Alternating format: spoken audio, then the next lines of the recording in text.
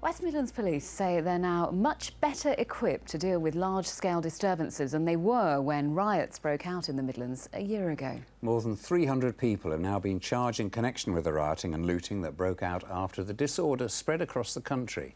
Well, in a week of special programming, we're examining what impact the riots had on our region. Giles Latcham reports. It was brazen, greedy and opportunistic. It was violent and, in places, angry. And but for the words of a father in mourning, "Step forward if you want to lose your sons." It might have gone on even longer. Those 2 nights last August were a huge event, not just for the communities and the businesses directly affected by them, but also for the police, who dodged bricks and, in this neighbourhood, bullets as they struggled to restore order. Self-control to all units. Right now they're focused on the Olympics, but this time last year, this control room was riot central, the nerve centre of the police operation to regain the streets. OK, that makes sense of it all. An operation senior officers are proud of. Lessons have been learnt, they say, that will equip them well should the worst happen again. Well, I am absolutely confident that we would deal with it at least as well, if not better. We've looked in detail at our command capability, so we've got the right people with the right skills in the right place at the right time to make the critical decisions that enable our officers to go forward. And again, we're much more effectively engaged with our communities. So the key thing is we would understand with much better notice and much more in advance if anything was likely to happen. No one has said that it's not necessary. Whatever's been learned, a lot's been lost. The Chief Constable steered a difficult course towards budget cuts of £126 million.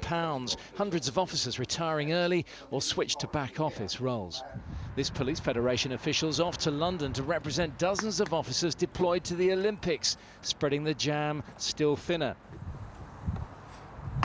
He says the cuts, plus a shortage of vans and training, could leave the force dangerously exposed if rioting returned to the streets.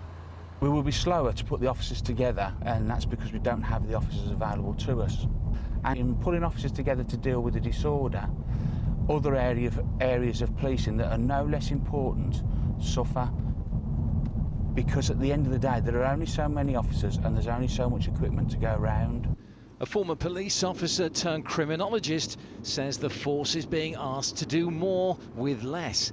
Does he think they'd cope with another riot tomorrow? I think in the short term, yes, I've got confidence that we're doing that. My concern comes in the longer term, when these 20% cuts really bite in. I do hold a concern as an individual and a member of the public, and also for the police officers themselves. So again, I think sometimes they're put at exposed risk as a result of those cut-in numbers. It cost businesses millions. The cost to 3 families in Winson Green was beyond price. More than 300 people have been charged in connection with the riots.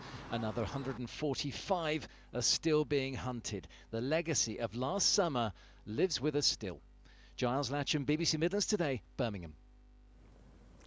Well, joining me now is Leroy Cohoone, who's a member of the Smethwick Youth Council. Thanks for coming in to see us tonight.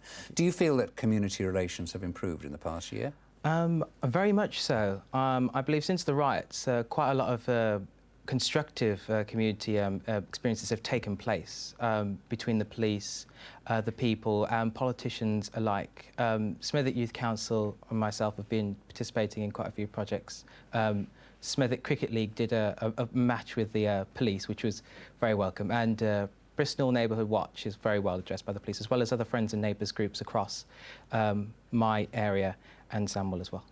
I mean, there's a lot of talk that it was to do with community relations, but also it appeared that quite a lot of the rioting and looting was just down to criminality, wasn't it? Yeah, quite obviously there was no excuse for what happened on that day.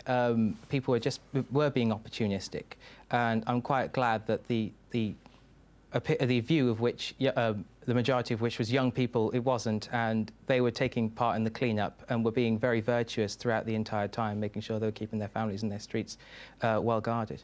But clearly a lot of people do feel disenfranchised. I mean, how can that be changed?